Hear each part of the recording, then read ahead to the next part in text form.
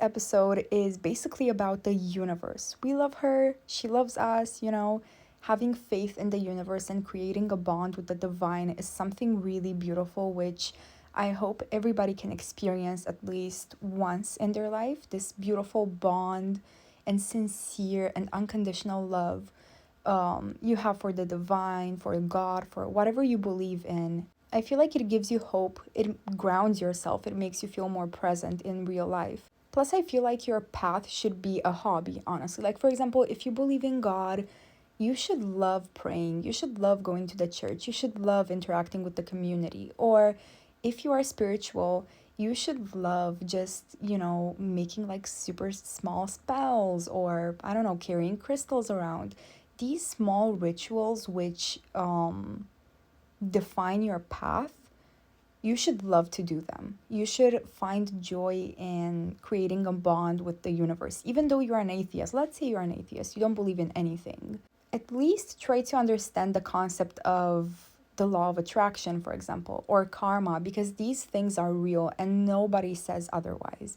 And if they say otherwise, they're capping. They're fucking lying. But, anyways, basically, in today's episode, I wanted to talk about the universe and the fact that everything that happens is meant to happen. And I'm gonna give you an example which motivated me to actually do this episode. So, on March 21st, I had my driver's license exam, right? I wanted to get my driver's license. I wanted to drive around the city. I failed terribly. I failed terribly. Even though I know how to drive really well, the pressure and the stress and just seeing the cop next to me making comments about the way I drive put a lot of pressure onto my shoulders. And when that exam was over, once I got into the car with my mom and my dad, to drive back home, I cried so, so much. And I was so frustrated because I realized I don't like failure. I realized that I do not like when I fail. I do not like mistakes, which, of course, it's common sense. Like, nobody wants to purposely fail.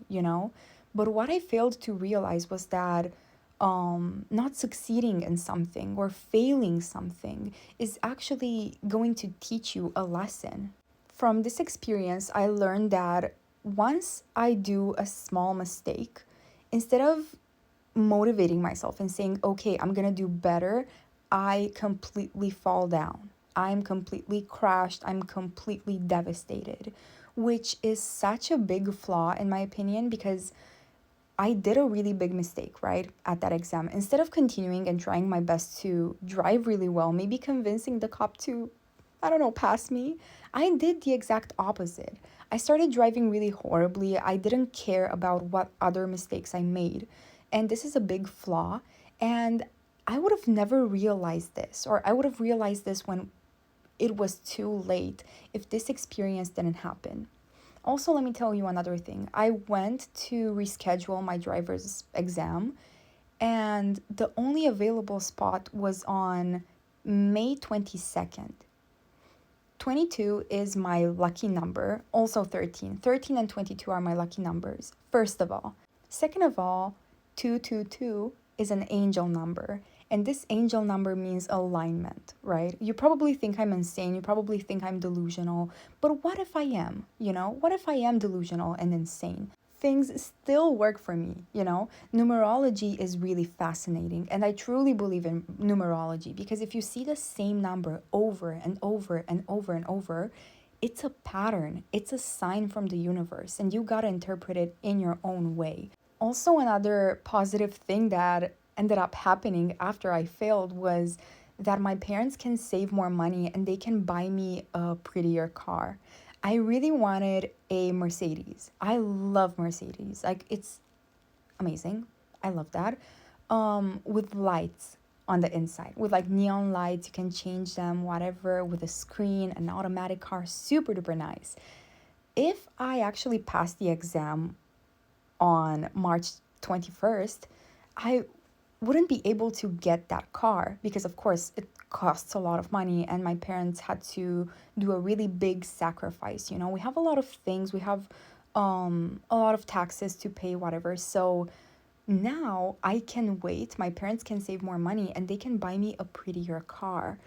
Everything happens for a reason. Even though that thing is really negative, it will make you learn new things about yourself. And the second time you will try, the second time you will attempt to do that thing that you failed in, it will be 100% better. Trust me.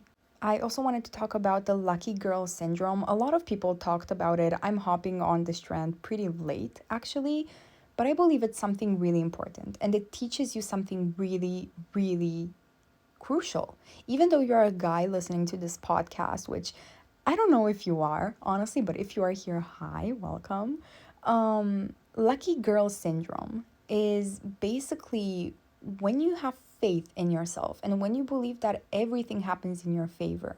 When you have this mindset shift and when you start to actually believe what you are saying, you will attract this statement into your life that everything happens in your favor and everything will happen in your favor if you believe that about yourself. You need to realize your potential and you need to realize the power you have in your mind. You can literally alter your reality and make it so much better if you have a good mindset. Mindset is everything. If you start to affirm that you are lucky, that everything turns in your way, that you are working hard and things are being in your favor, things will actually start to get better, you know? I realized this. I realized the importance of mindset in my morning routine. When I wake up, I wake up late, I need to be at school or I need to be somewhere. My mind is like, oh my God, I'm gonna be late. I fucking hate myself. I wanna commit. Yeah, I know. My mind is really, really sick sometimes. But, anyways, so I say shit like that even though I don't say it out loud. Let's say I just say it in my brain. I start my morning horribly. Whenever I wake up early and I start my day with gratitude and I start my day with just mindfulness and saying words of affirmation which are positive, my whole day is better. I'm gonna teach you the best way to improve your days, okay? Listen, after you wake up, the first 15 minutes are gonna define your day. And if you don't believe that, go ahead and try it out. You will wake up tomorrow and say the most vile things ever for the first 15 minutes and just scroll mindlessly and make your morning the worst morning ever. You will see that throughout the day, this will reflect. Like, your day will be horrible. You will have horrible thoughts. You will just feel really tired and you will want to sleep all day or you will feel really angry, you know, and then start your morning with tea or a coffee, a good ass breakfast, some high vibrational music, and just share your gratitude with the universe or with God or whatever you believe in. And even if you don't believe in anything, just share your gratefulness. Say out loud or say in your mind, or at least think about some things that you are grateful for. For example, right now, I am grateful for hopping back on the podcast. I am grateful for trusting in myself and pursuing my hobbies. And I'm also really grateful in the people that I have in my life. If you think about this in the morning, in the first 15 minutes that you wake up, your whole day is going to look so much better. And your brain in the morning is like a sponge.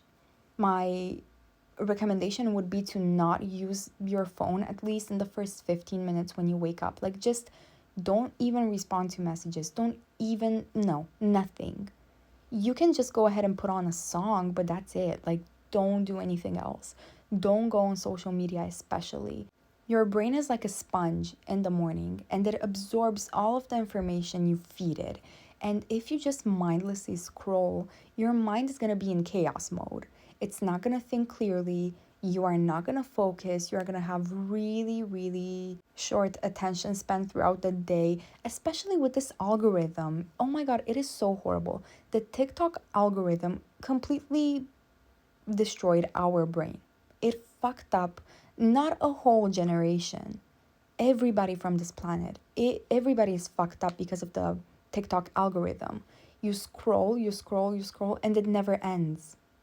and you want to search for that quick serotonin. Like whenever you see a TikTok that you like, you think it's funny, you have a serotonin rush, but then it goes down instantly and you are scrolling searching for another TikTok.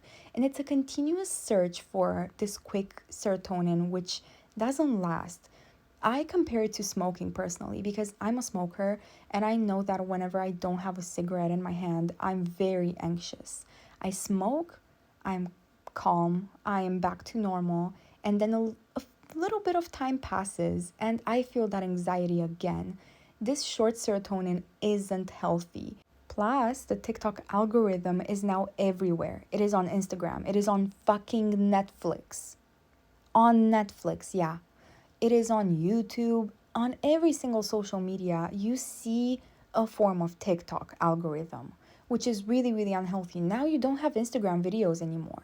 Whenever you press on a video, it just sends you straight to Reels, which is horrible because I uninstalled TikTok for a reason. And that reason was because I was on the app too much. And now TikTok is everywhere.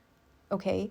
This is when discipline kicks in though, because I believe that I'm a pretty disciplined person. Um, there are times when you do not rely on your motivation. Motivation is temporary. Sometimes you are really motivated, sometimes you are unmotivated. But guess what? You need to work. So, what happens when you need to complete an assignment or you need to study or you need to work, but you don't have the motivation to do it? You just don't do it, right? You procrastinate. That's when discipline kicks in. Discipline is really reliable. Discipline is basically forcing yourself to do things that you do not really like, but they are in your benefit. They will benefit you in the future. For example, I fucking hate studying at chemistry. I just do. I don't really like chemistry that much. But that's when discipline kicks in. Like, hey girl, you need to study because I know you like anatomy, but if you don't study at chemistry, you're not gonna get into med school, you know? So I force myself to study. I force myself to exercise. I force myself to read. I force myself to do a lot of things that I wouldn't want to do. If I just listened to my heart, I would be in bed 24/7 eating McDonald's and crying. Like that's all I would want to do, right? But I don't want to have a miserable life. So I'm going to force myself to do things that I don't like, which I know are in my benefit. Okay? Anyways, I kind of deviated a little bit from the subject. Everything happens for a reason. Okay, back to that statement. Accepting that you will fail in life and it's okay to fail and you will learn so much from that experience will give you character development. Let's talk a little bit about character development and just glowing up as a person. A lot of people think that a glow up is only physical when in reality it's so much more than that. Since summer 2022, I had a complete shift. I became a new person. I reinvented myself. And this character development happened simply because I listened to my intuition. My intuition is so sharp. It is probably one of my most amazing traits, honestly, because, for example, I dream something, right? I never ignore dreams. Whenever I dream something, it's either something traumatic that happened to me and I need to do a little bit of shadow work and work on myself, or I dream something that gives me insight in my life and in future events, right? So, for example, I had a lot of dreams where I had visions, and then I actually saw these things in real life in the future. And then I remembered, wait, I had a dream about this. This is so insane. Your intuition is amazing. And if you didn't experience that, if you didn't experience like this really sharp intuition yet, it means that you don't listen to it. Everybody has a really sharp intuition if they listen to it and if they treat it nicely and if they pay attention to it. My intuition told me this person isn't okay. Why do you stay with this person? Why do you keep this person close to you? Remove them. But I would simply ignore that thought and just, put it away somewhere that I cannot sense it anymore, right? When I decided it's time for me to listen to my intuition and actually heal, and I did a lot of things that took a lot of courage, that made me really uncomfortable in the moment, everything turned out so well for me. Character development happens when you trust your intuition and you trust that everything happens for a reason. And also, these things cannot happen if you don't put in a little bit of work. Like, you can trust in the universe all you want, but if you don't actually put in the work, I'm sorry, sis, but nothing will happen. Like, listen, I removed toxic people from my life last year. It was really difficult for me to do so because it put me in a lot of uncomfortable situations. It made me feel grief. It made me feel like I'm worthless. It made me feel like I don't have anybody next to me. But once I removed these energy suckers out of my life, I saw who my real friends were and I saw who the real people were in my life, okay? And since then, I met some amazing people. I made some amazing interactions. You need to get uncomfortable to get comfortable, and it's a fact. And as you guessed it, everything turned my way. Everything was in my favor.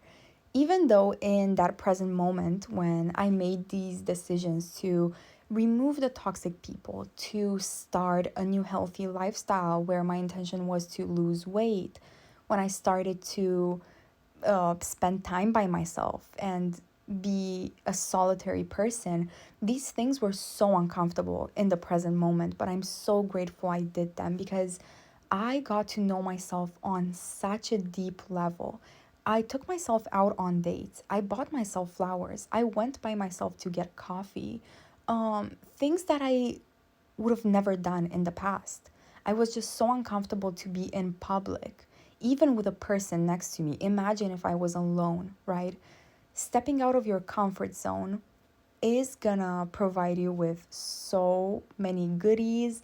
For example, character development, and combining that with lucky girl syndrome, when you have the mindset that everything is in your favor, your life will completely shift. It will change. And I'm speaking from experience. I was listening to a podcast. I don't remember what podcast, I don't remember who was speaking on the podcast, but it was a really successful businessman. And this man was saying that when his kids fail, he actually congratulates them because when you fail, you learn new lessons and new doors open for you, right? And he said that he congratulates his kids on failing, you know? Because most parents, when their kids fail, they tend to be really, really angry. They tend to be really frustrated, and they tend to talk down on the kid and make them feel like they should never fail. And this is also something that school teaches us. You know, when you get a really bad grade, the teacher makes a comment and it makes you feel like you are not allowed to fail, when in reality, it's simply part of nature to fail. We are people, we are human beings, and we are aware of the fact that we aren't perfect. So from time to time, we are gonna fail. And from time to time, we are gonna fail into some really important things in our life. For example, the driver exam was really important for me. Even though it might be like a random thing to another person, for me, it was really important. And that was a big failure of mine this year, right? But I'm so grateful it happened. And once you start to view failure as just a normal part of life, you will have super great successes. When you fail in something, new doors open. For example, I read a fantasy book. I didn't like it. I just forced myself to read it. And then I realized, okay, this was kind of a failure because I lost so much time, but I gained knowledge on the type of books that I like. And now, since I discovered my preferences, I read more often and I actually enjoy doing it. You know, I actually enjoy reading. I really like classic literature. I feel like it's beautiful, it's complex, it is pretty hard to understand.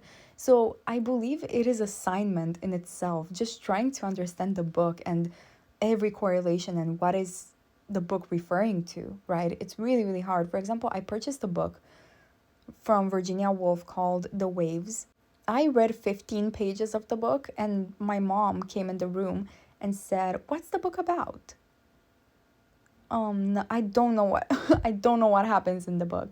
So that's why I'm saying classic literature really stimulates my mind, and it is an assignment in itself. But whenever I feel like I just want something easy to read, something that makes my creativity spark, I read poetry. I adore poetry so, so much.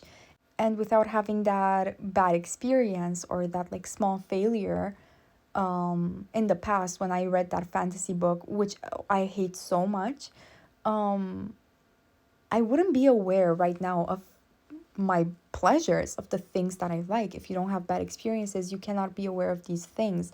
So that's why I'm saying cherish failure. Even though it's a small failure, even though it's a ginormous failure, cherish it and try to find something good in everything bad. This way, you will start to have the lucky girl syndrome, okay? Just being like, everything happens for a reason, everything works in my favor. I am so lucky when it comes to everything, and I am benefiting even from the things which are considered to be quote unquote bad, quote unquote failures, you know? Creating a bond with the divine, or if you have one already, accentuating it will make your life really enjoyable. It will boost the quality of your life. And it will also make you realize that concepts like karma and concepts like the law of attraction or lucky girl syndrome or numerology or whatever is actually really true if you believe in it and if you implement that in your mindset. Okay, you guys, the last thing that I want to say this episode is be careful with the people you are hanging out with.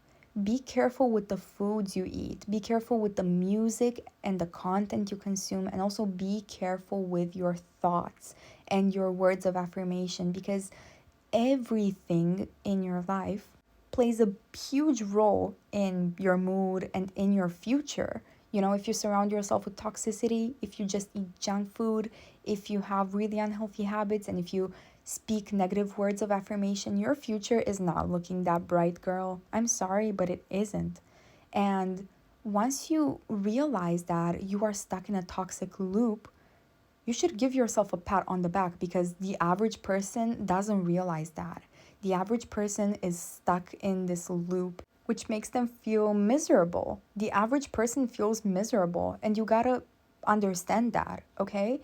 Once you realize, okay, my life isn't right, I need to fix it, that's your sign that you are not average, that you have immense potential, right? And if you listen to this podcast, most likely you have an immense potential, because the average person doesn't listen to self-improvement podcasts or consumes self-improvement content overall, you know? They just mindlessly scroll. They don't care about the content that they consume. They don't care about their thoughts and their toxic bonds with people, whatever.